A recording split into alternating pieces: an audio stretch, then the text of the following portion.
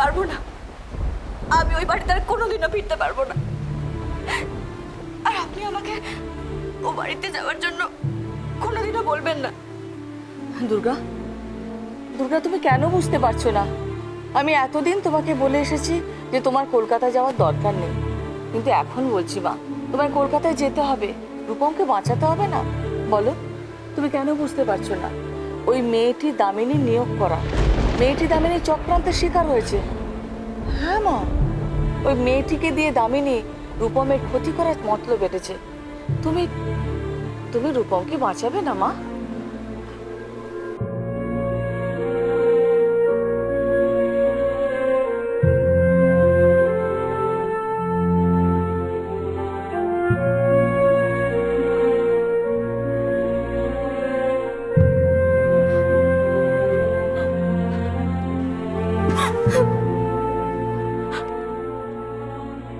মা গো, তুমি কেন আমাকে কোনো ইঙ্গিত দিচ্ছ না মা?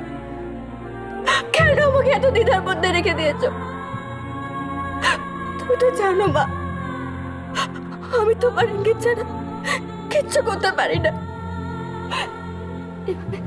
এভাবে চুপ করে থেকো না মা, আমার কথা উত্তর দাও মা। চুপ করে থেকো না মা, বলো না মা, মা বলো না, তুমি বলো মা।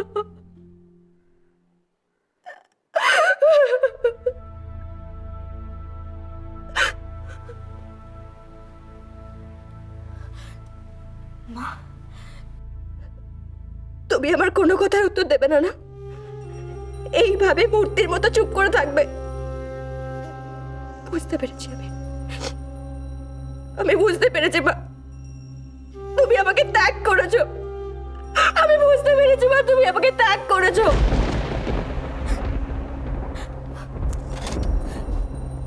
বেশ, আমিও তোমাকে ত্যাগ করলাম মা। এ কি বলছো দুর্গা? এমন কথা বলতে নেই মা, কেউ যখন আমাকে চায় না, তাহলে আমিও কাউকে চাইবো না মা, কাউকে চাইবো না, কাউকে চাইবো না। দুর্গা, দুর্গা শোনো, দুর্গা, দুর্গা। মা,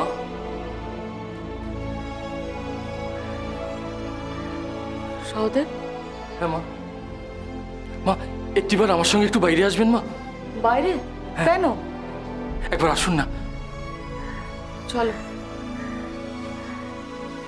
আসুন মা, আসুন। কিন্তু এখানে তো কেউ নেই, আমায় ডাকলে কেন সহদেব? আসুন মা, ওইখানে ওইখানে একটু দেখুন।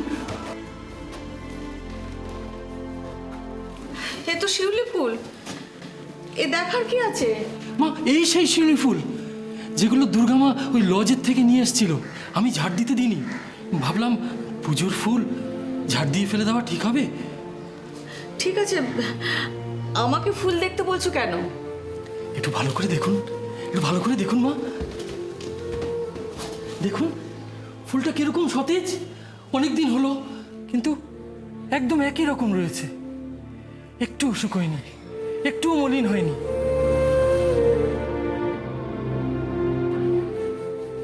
ঠিক বলেছ, ঠিক বলেছ। কি সুন্দর তাজা রয়েছে ফুলগুলো, মনে হচ্ছে এক্ষুনি কেউ যেন গাছ থেকে পেরে দিয়েছে, তাই না? হ্যাঁ মা, সত্যি। জয় মা, জয় মা। এ কি লীলা তোমার মা গো, এ কি লীলা। জয় মা দুর্গা, জয় মা দুর্গা, জয় মা দুর্গা, জয় মা দুর্গা, জয় মা দুর্গা, জয় মা দুর্গা, জয় মা দুর্গা, জয় মা দুর্গা, জয় মা দুর্গা।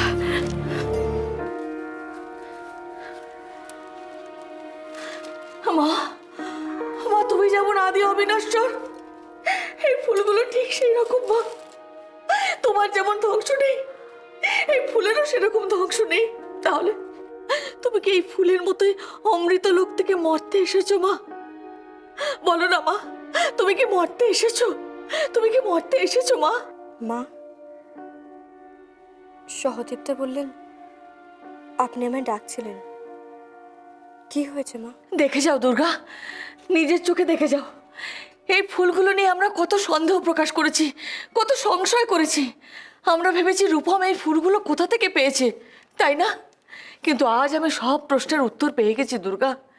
এই ফুলগুলো হচ্ছে স্বয়ং মায়ের আশীর্বাদ। রূপমের সঙ্গে মা রয়েছেন দুর্গা, মা রয়েছে। আপনি কি বলছেন? আমি তো কিছু বুঝতে পারছি না। প্রণাম কর মা, প্রণাম কর। তুই বুঝতে পারছিস না? যে ফুল দিনের পর দিন মলিন হয় না, শুদ্ধ সতেজ থাকে, সে তো স্বয়ং মায়ের আশীর্বাদ। আমি বলছি রূপমের সঙ্গে মা রয়েছে, আমাদের আর কোনো চিন্তা নেই মা, আমাদের আর কোনো চিন্তা নেই। प्रणता वृद्धै सिद्धै कुर्मो नमो नमः नैऋत्ये भूभृतं लक्ष्मै सर्वाणै ते नमो नमः আর কোনো চিন্তা নেই দুর্গা, স্বয়ং মা তোমার সঙ্গে আছেন। মা, দুর্গা মার সঙ্গে একজন দেখা করতে চান, আশ্রমের বাইরে অপেক্ষা করছেন, ডেকে আনবো? আমার সাথে দেখা করতে এসেছে? কে?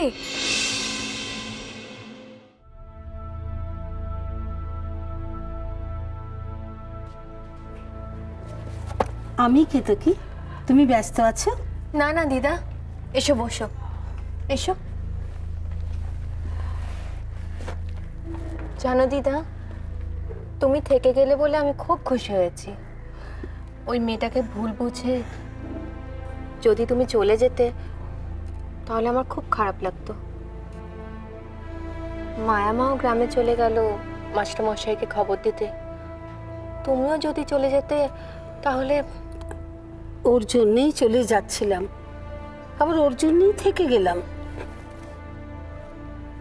সত্যি মেয়েটা যেন জাদু জানে, কত সহজে কথাটা বুঝিয়ে দিল। আমাদের তো মাথাতেই আসেনি। আমরা কেন যে বলতাম ঠাকুর থাকবে কতক্ষণ, ঈশ্বরের তো বিসর্জন হয় না। ঈশ্বর অনন্ত, অবিনশ্বর। এভাবে আমরা কথাটা কখনো ভাবিনি। দিদা, আমি জানি না ওই মেয়েটি তন্ত্রমন্ত্র, বশীকরণ এসব জানে কিনা, তবে এটুকু বলতে পারি মেয়েটি আমাকে একেবারে পাল্টে দিয়েছে। নইলে যে আমি কোনো দিনও কোনো ধর্মগ্রন্থ ছুঁয়ে দেখিনি, ওই মেয়েটি আমাকে বাধ্য করেছে এই বইটা হাতে তুলে নিতে। তুমি কি বই পড়ছো কেতকী? চণ্ডীমঙ্গল। তুমি চণ্ডীমঙ্গল পড়ছো? জানো দিদা, দুর্গাকে যখন পুজো করতে দেখতাম তখন মনে হতো এক ঈশ্বর ভক্ত পরম ভক্তির সঙ্গে তার দেবীর কাছে প্রার্থনা করছে। কিন্তু সতীকে যখন দেখি তখন মনে হয় যেন স্বয়ং ঈশ্বরীকে চোখের সামনে দেখছি। তুমি ঠিকই বলেছ কেতকী, ও যেন সত্যি ঈশ্বরী।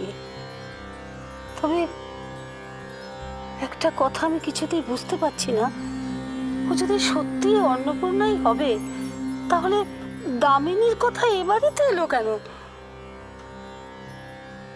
দুর্গা আমাকে বলতো মায়ের লীলা বোঝা ভার। কে জানে এও মায়ের লীলা কিনা।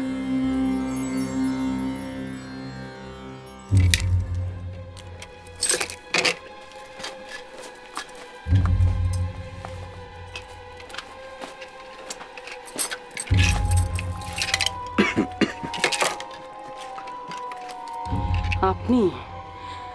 আমি ভাবলাম বোধহয়। কি ভাবলে? অন্য কেউ? অন্য কারোর জন্য অপেক্ষা করছিলে নাকি? আমি সতীকে ডেকে পাঠিয়েছি, তাই ভাবলাম ও হয়তো। ও সতী, সতী, সতী আর তুমি, আমি কিছুই বুঝতে পারছি না। ওকে নিয়ে কি করবে কিছু ভেবেছো কি? কি করবো মানে?